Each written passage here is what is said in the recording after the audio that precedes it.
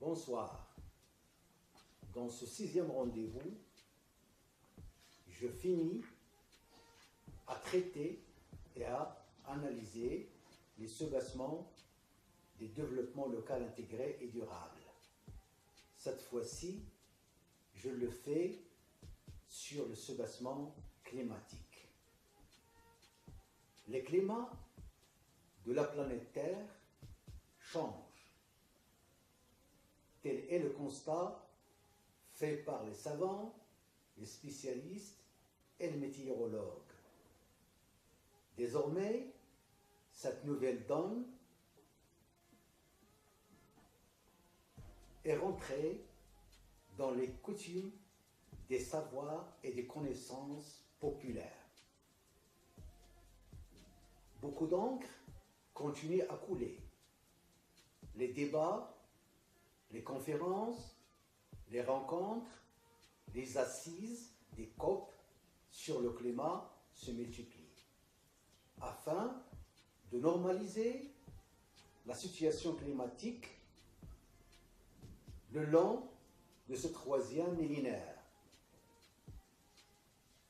D'ici là, les psychoses, les grandes peurs s'installent. Les invasions des immigrants et des déplacés sont déjà en marche.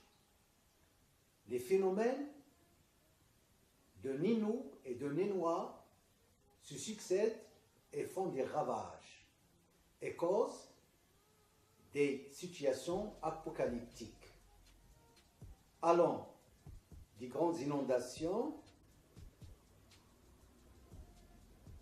dévastatrices et destructives aux grandes sécheresses mortelles et perpétuelles,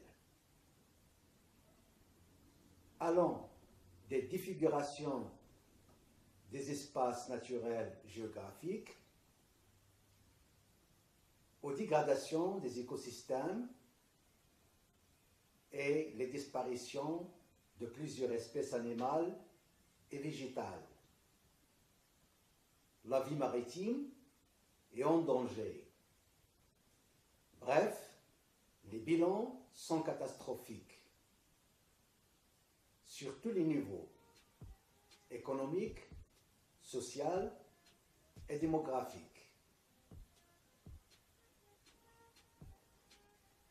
Les petits pollueurs sont les victimes de premier ordre de ces changements climatiques. Ces petits pollueurs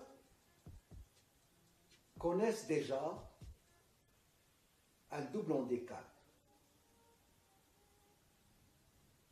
Le premier handicap est lié aux fuites des capitaux humains, des substances grises, étant le capital d'aujourd'hui et de demain, des déplacés, des déracinés de leur terre,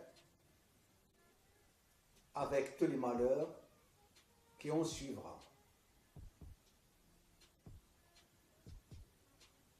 Les coûts sont très chers et très élevés, surtout pour les pays en voie de développement et pauvres. Le deuxième handicap touche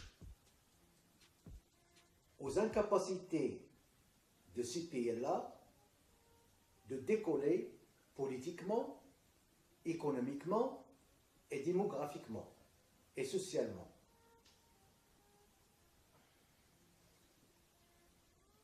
Ces pays se trouvent aujourd'hui entre l'enclume et le marteau, entre l'hégémonie, les responsabilités, l'hypocrisie, les pressions des grands pollueurs et la vitalité de contribuer aux émissions des gaz à effet de serre.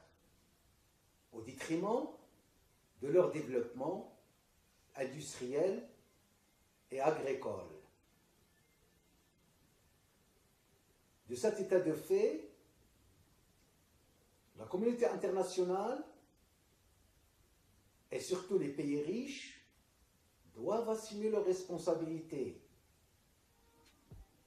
et conjuguer leurs efforts pour accompagner les petits pollueurs pour instaurer des stratégies, des politiques faisant des économies vertes, des nouvelles technologies, des transitions numériques, des transitions énergétiques et d'efficacité énergétique, de l'adaptabilité de l'agriculture aux nouvelles conditions, des nouveaux montages financiers pour réaliser les projets et les programmes, des leviers pour des développements locaux intégrés et durables, qui profitera pour les populations autochtones, indigènes, aux communautés locales et aux générations futures. Or donc, unissons-nous face au changement climatique pour l'intérêt de chacun, pour l'intérêt de nos progénitures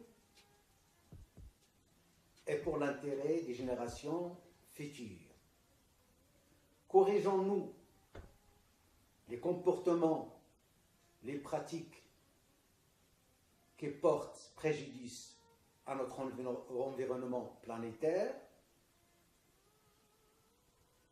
Évitons-nous les situations apocalyptiques qu'aucun espace géographique n'en est épargné. Faisons-nous de la justice climatique un objectif majeur qui profitera pour les moins développés, les pauvres et qui sont les plus touchés des changements climatiques. Au revoir et à notre rendez-vous pour attaquer les structures, les mécanismes, les outils, les moyens, les éléments et les objectifs du développement local, intégré et durable. Au revoir.